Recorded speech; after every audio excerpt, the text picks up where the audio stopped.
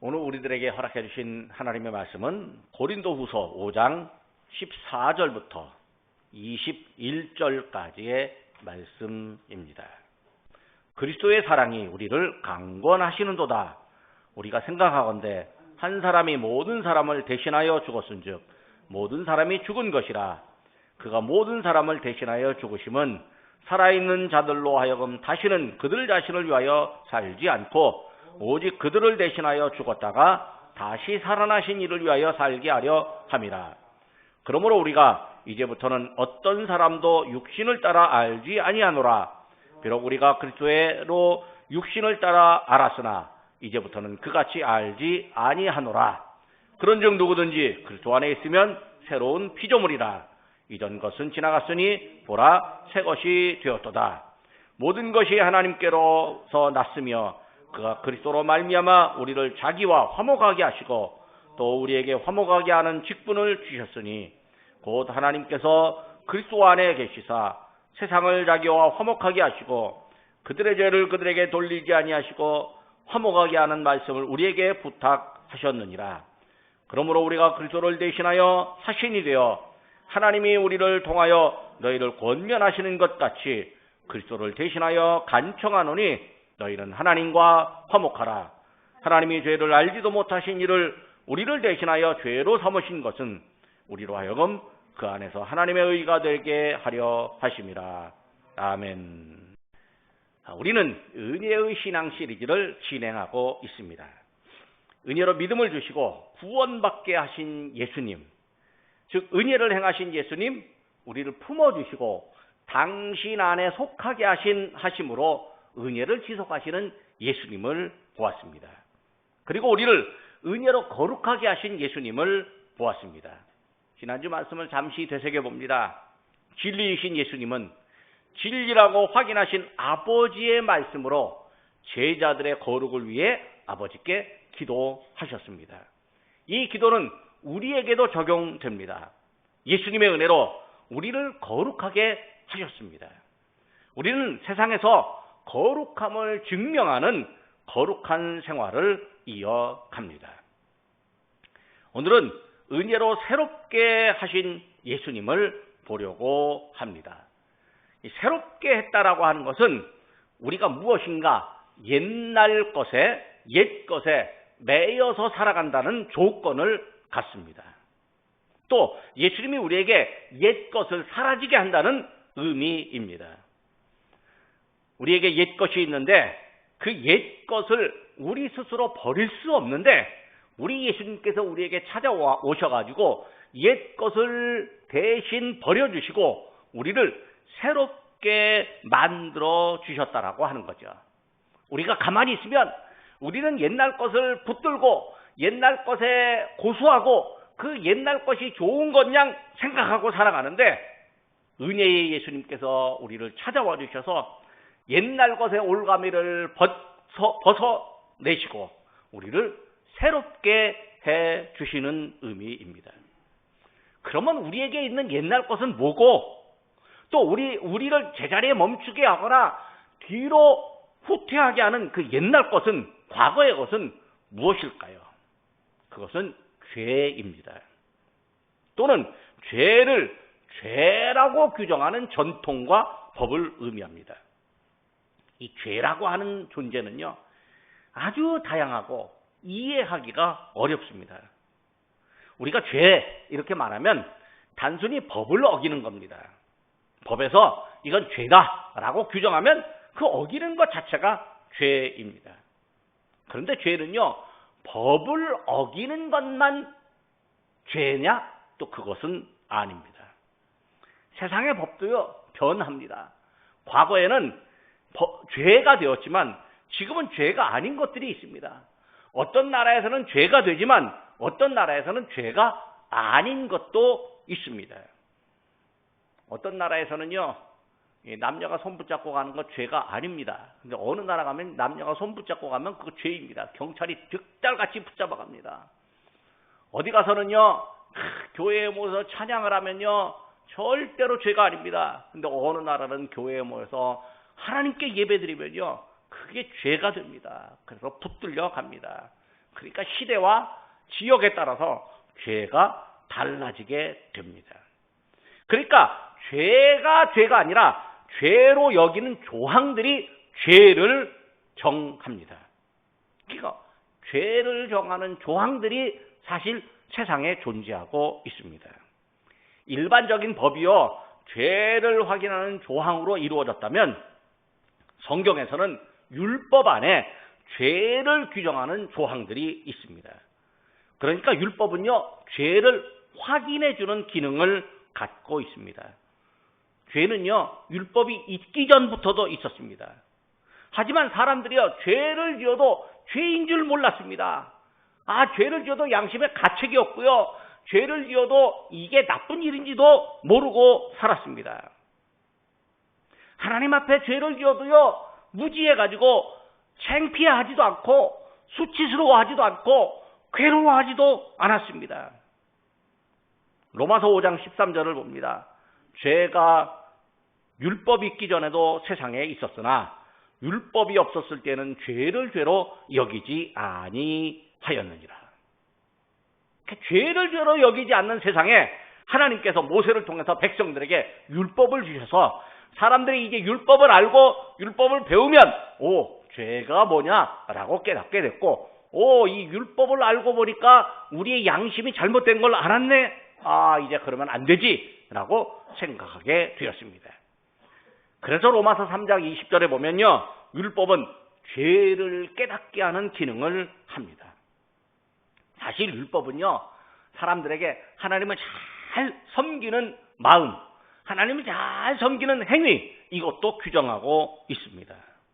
율법은 사람들을 바르게 세우고요, 또 해야 할 것과 하지 말아야 할 것을 구별하고 자기를 잘 지키게 하는 그런 기준이 됩니다.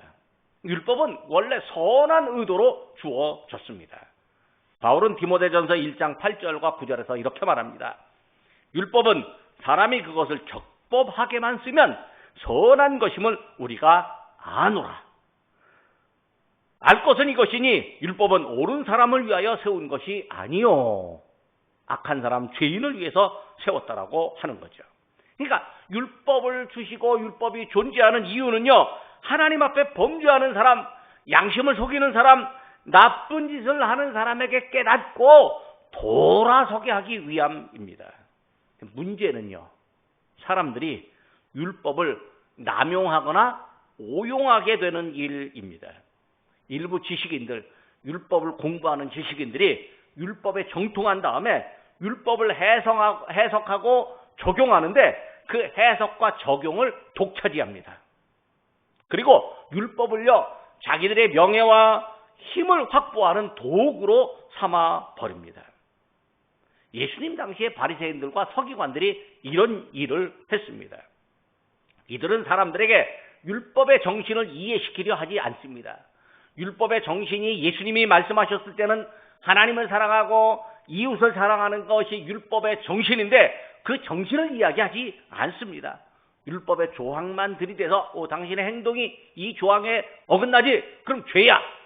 그 죄를 용서받으려면 어떻게 해야 돼? 제물 드려야 돼 하면서 제물을 드리게 하지만 그 제물도 어디서? 성전에서만 제물을 사야 돼 하고 성전에서 제물 파는 사람들에게 뒷돈을 살짝 받아서 챙기는 이런 일들을 했습니다.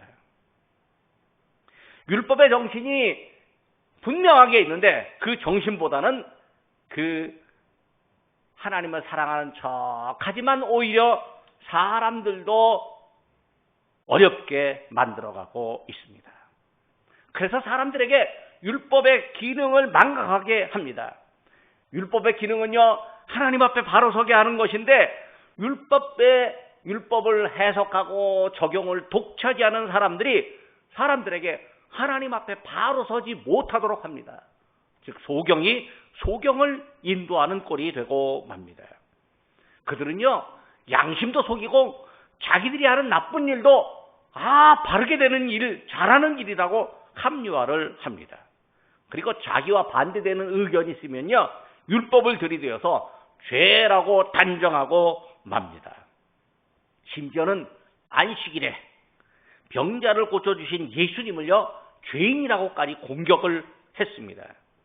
그러니까 예수님 당시 사람들에게 율법은요, 범죄를 더하게 하는 기능으로 전락하고 말았습니다. 그래서 당시의 사람들이 죄에 예속되어 있습니다. 율법에 예속되어 있습니다. 그들은 하나님의 뜻을 깊이 생각하기보다는 어떻게든 율법이라는 조항을 이용해서 자기를 의롭게 나타내려 합니다. 그리고 다른 사람들을 죄인으로 몰아갑니다. 이 사람들은요, 율법이라는 옛것에 매여 있는 겁니다. 선한 목적을 위해서 하나님께서 주신 것을 악한 목적을 위해서 사용하고 있으니 그것이 곧 하나님 앞에 죄입니다. 하나님이 주신 도구를요, 하나님의 의도와 목적과는 다르게 사용하고 있으니까 그것이 곧 죄입니다. 사람들이 죄와 율법이라고 하는 옛것에 사로잡혀 있었습니다.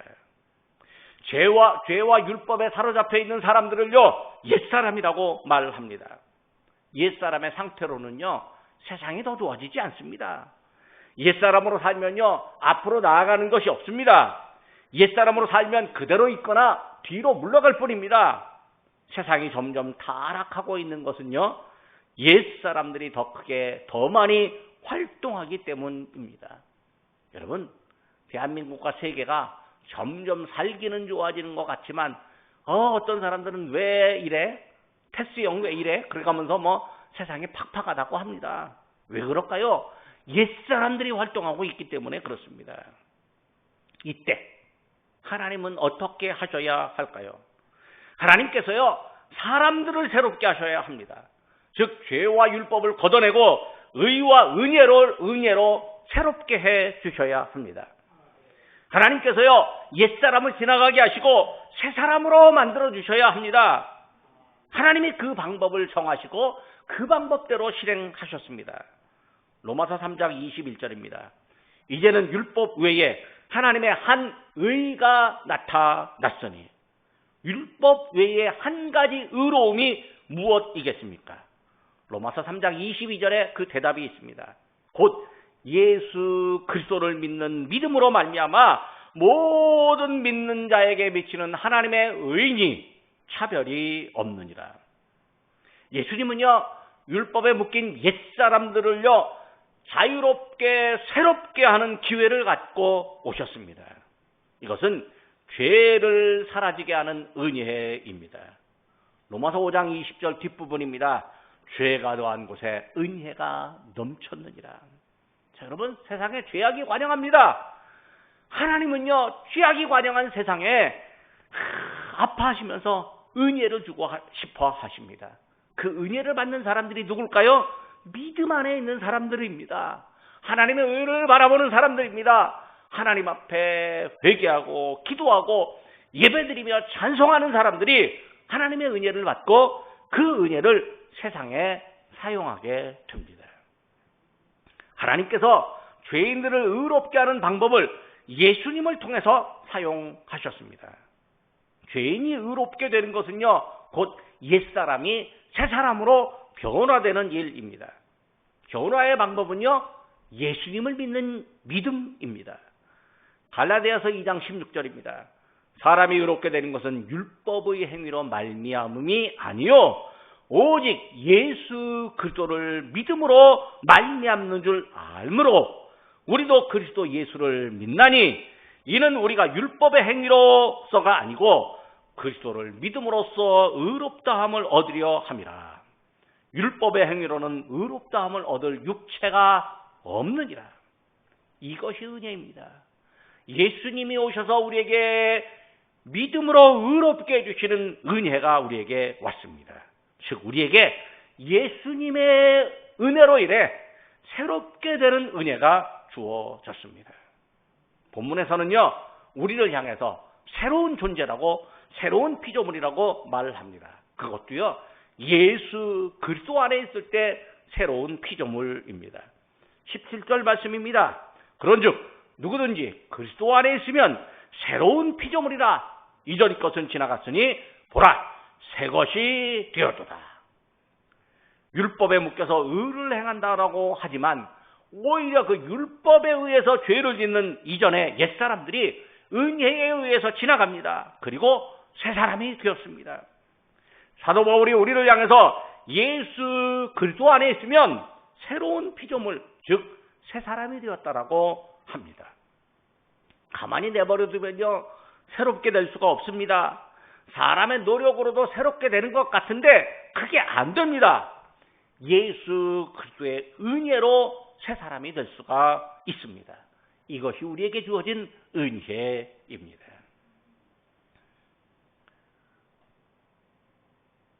감리교를 만든 요한 웨슬리도요, 자기가 새로워지려고 엄청 노력을 했습니다. 옥스퍼드 대학에 다니면서 그 지성인들을 모아가지고요, 열심히 찬송하고 기도했습니다.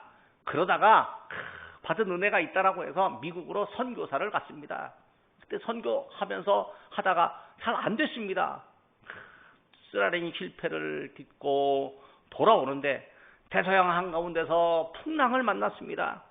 이 풍랑을 만나서 지금 불안에 떨고 있습니다. 기도하고 찬송하던 사람인데도 불안에 떨고 있습니다. 그런데 저쪽 한쪽에 배 위에서 뜨겁게 기도하고 찬송 부르는 사람들이 있었습니다. 이게 도대체 어딘가라고 가보니까 모라비안 성도들이었습니다.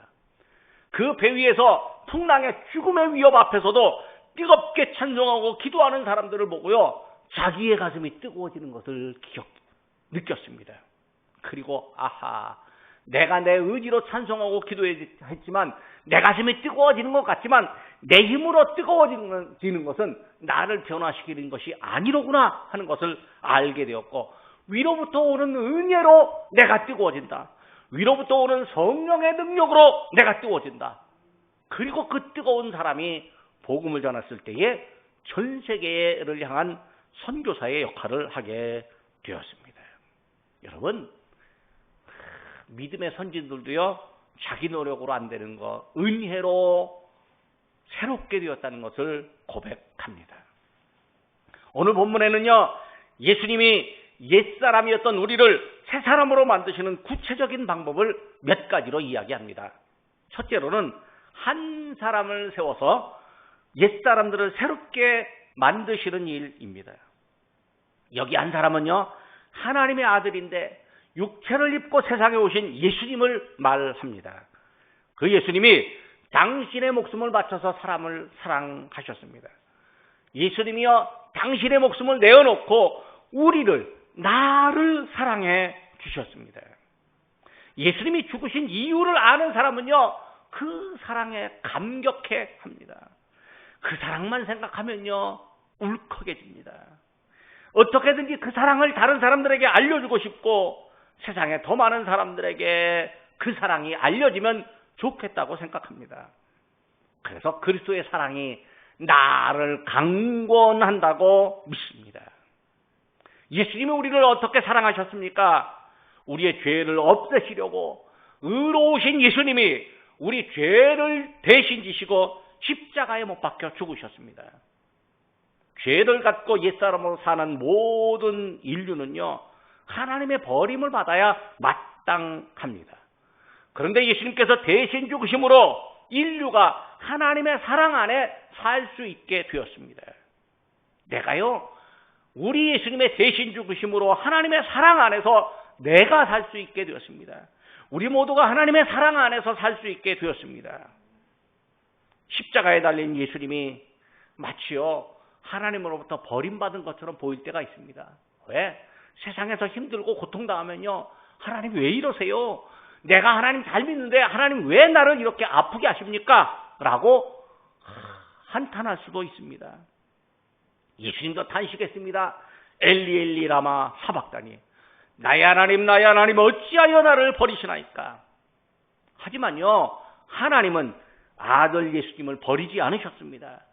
다만 죄인들의 죄에 대하여 죽게 만드시는 하나님의 의로운 새로운 특별한 은혜의 방법이었습니다. 한 사람이 모든 사람을 대신하여 죽었으므로 모든 사람이 죄에 대하여 죽게 하는 이치입니다. 하나님이 예수님을 버리시지 않았다는 증거가 있습니다. 곧 예수님의 부활입니다. 예수님이 죽었다가 다시 살아나셨습니다.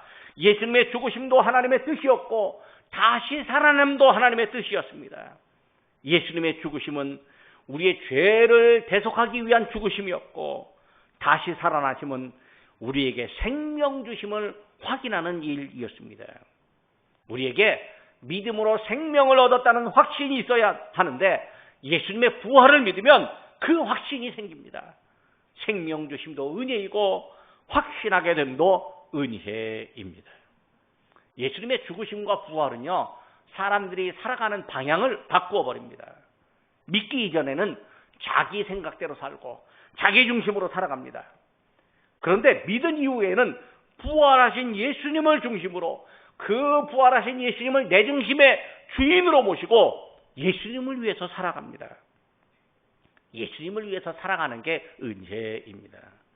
세상에서는요, 나를 위해 사는 것이 당연한 것처럼 보이는데요, 나를 지으신 하나님, 나를 구원하신 예수님을 믿음으로 사는 것이 사실은요, 날 위해서 사는 것입니다. 왜? 믿음으로 살면 내가 사는 것이고, 믿음으로 살지 않고 나만을 위해서 살면 내가 사는 게 아니기 때문에 그렇습니다.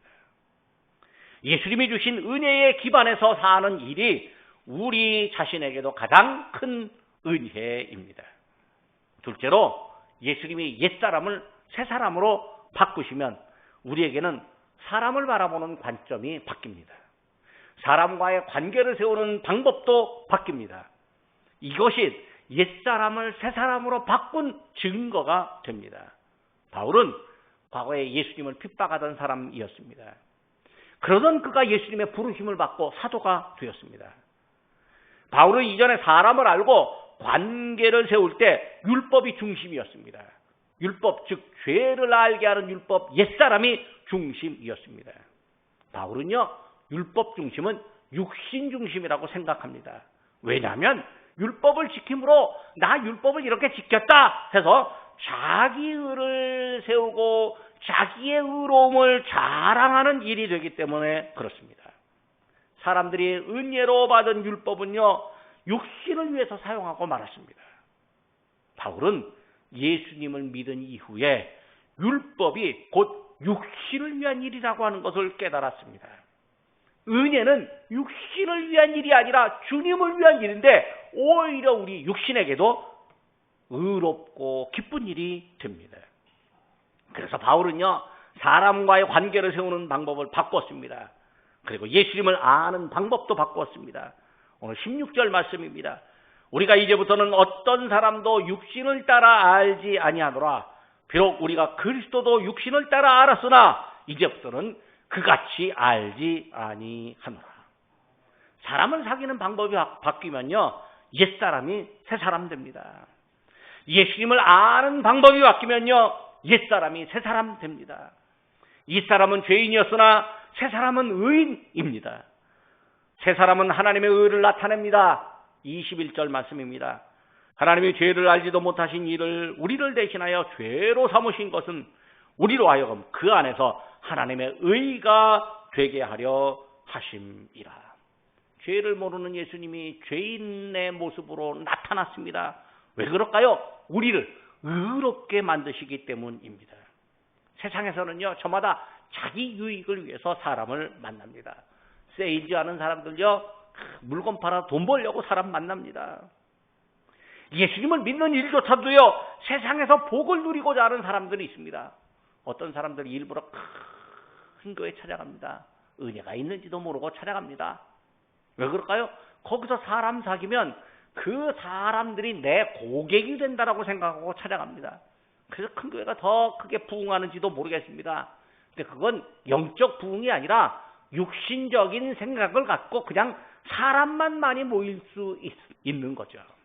여러분, 작아도요, 우리 안에 새로운 사람, 새로운 은혜가 우리 안에 있을 때 하나님께서 진짜 기뻐하십니다. 세상에서 우리가 복을 구하는 건요, 당연한 일입니다. 마땅한 일입니다. 누구든지 세상에서 우리는 복을 구합니다. 그러나 우리 예수님은 그것이 1순위가 아니다, 그렇게 이야기합니다. 1순위는 하나님의 의를 구하는 것입니다. 예수님이 마태복음 6장 33절에서 말씀하십니다. 너희는 먼저 그의 나라와 그를 구하라. 그리하면 이 모든 것을 너희에게 더하시리라. 예수님은요, 먼저 구할 것을 구하면 그 다음에 우리가 구하는 것을 다 주시겠다, 그렇게 말씀하셨습니다. 우리의 우선순위가 바르게 결정되는 것, 예수님을 알고 예수님의 은혜를 중심으로 사람을 사귀는 것이 우선순위이고, 그것이 바르게 설정되었다면 우리는 옛사람이 변하여 새사람으로 살아가고 있는 일입니다. 셋째는 새사람 된 우리에게 새사람다운 새로운 일을 행하게 하셨습니다. 그 일은 화목하게 하는 직책입니다. 예수님이 우리를 위하여서 죽으심은 하나님으로부터 분리되었던, 죄 때문에 하나님으로부터 분리되었던 우리를요, 죄를 없애버리고 하나님과 화목하게 하시는 일이었습니다. 화목하게 된 우리가요, 우리만 화목하게 된 것으로 만족하지 않습니다. 율법은 자기를 만족시키지만 예수님의 은혜로 화목하게 된 우리는, 하나님과 화목하게 된 우리는 다른 사람도 하나님과 화목하기를 원합니다. 우리가 다른 일을 하나님과 화목하게 하는 일은 하나님의 부탁입니다. 19절 말씀입니다. 화목하게 하는 말씀을 우리에게 부탁하셨느니라. 바울은요, 예수님의 부르심을 받아서 자기가 하나님과 화목하게 되었다는 것을 믿게 되었습니다. 하나님의 말씀을 듣고 하나님의 말씀을 전하는 사람이 되었는데, 이제 그는 자기도 화목하게 하는 직분을 받았음을 확신합니다. 그래서 고린도 교회의 사람들에게 하나님과 화목하라, 이렇게 강조합니다. 본문에는요, 간청하노니 그렇게 말합니다. 바울이 고린도 교회를 향해서 약자가 된 것처럼, 마치 약자가 된 것처럼, 여러분 제발 하나님과 화목하십시오라고 간곡히 부탁하고 있습니다. 고린도 교회 사람들은요, 육신을 따라서 예수님을 믿는 일이 많았습니다. 그래서요, 교회 안에 다툼이 많았습니다. 고린도 교회 교인들은요, 예수님을 믿는다라고 말하지만 여전히 교회 안에서 옛사람으로 살았습니다. 이런 교회에 꼭 필요한 것이 화목하게 되는 일입니다. 오늘날 이 사회에도요, 화목이 필요합니다. 갈등과 다툼과 분열이 끊이지 않습니다. 사람들과 화해하도록, 사람들끼리 서로 화해하도록 중재자 역할을 해야 할 사람들이 있는데, 그 사람들이요, 네 편, 내 편, 편가르기를 합니다. 내 지분을 좀 더 많이 가지려고, 상대와의 경쟁에서 이겨보려고, 특정 지역 또 나이에 대해서 혐오감을 조장하고는 자기에게 찬성하는 사람을 내 편으로 끌어들입니다. 우리는요, 편가르기 하는 사람 멀리해야 합니다. 내가 아는 사람이라고요, 내가 좋아하고 내 가족이고 내 생각과 조금 맞는다고 해서요, 편가르기 하잖아요. 그 사람 찬성하면 안 됩니다. 내가 아는 사람이라도요, 편가르기를 하잖아요. 적당히 충고하고 안 들으면 멀리해야 합니다. 그러니까 편가르기 하면요, 내 친구라도요, 충고해야 되는 거예요. 그 쉽지 않은 일입니다. 내가 아는 사람들이요, 그 사람들 말이 일부 맞는 말이 있을 수 있어요. 그런데 그 목적이요, 편가르기 하는 것이라면 거절할 수 있어야 합니다. 왜? 편가르기는 하나님의 뜻에 반대되는 일입니다. 바울은 20절에서 이같이 강조합니다. 우리가 그리스도를 대신하여 사신이 되어 하나님이 우리를 통하여 너희를 권면하시는 것 같이 그리스도를 대신하여 간청하노니 너희는 하나님과 화목하라. 이제 말씀을 맺으려고 합니다. 예수님이 세상에 오셔서 우리에게 은혜를 주시고 죄에 묶인 옛사람에서 의로운 새사람으로 변화되게 하셨습니다. 죄가 많은 곳에 은혜를 주셨습니다. 예수님은 율법에 예속된 사람을 은혜의 사람으로, 은혜의 새사람으로 바꿔주셨습니다. 예수님의 십자가의 죽으심과 부활은 은혜의 새사람으로 만드시는 우리를 은혜의 새 사람으로 만드시는 놀라운 하나님의 은혜였습니다. 새 사람이 된 우리는요, 육신을 위해 살지 않고 예수님을 중심으로 살며 하나님의 의를 행합니다. 새 사람이 된 우리는요, 세상에서 화목하게 되는 일, 하나님과 화목하게 되고 사람들끼리 화목하여 하나님을 아는 그 일에 우리가 함께 일하게 됩니다. 기도합니다.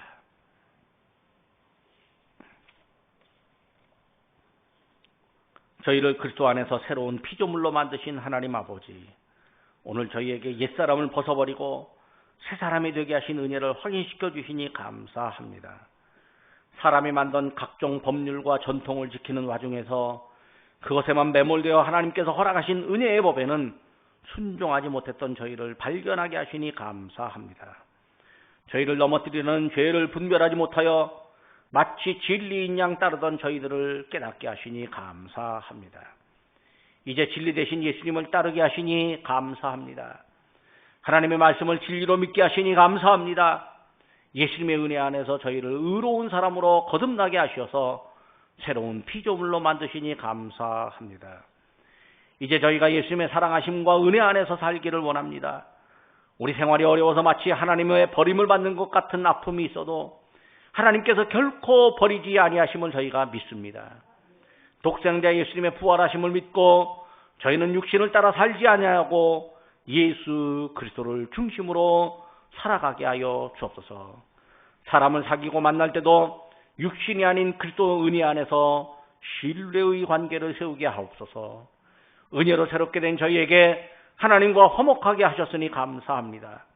하나님께서 저희에게 화목하게 하는 직분을 허락하여 주셨사오니 갈등과 분열로 점철된 이 세상에서 사람들의 화해와 평화를 이루는 화목의 직분을 감당하게 하여 주옵소서.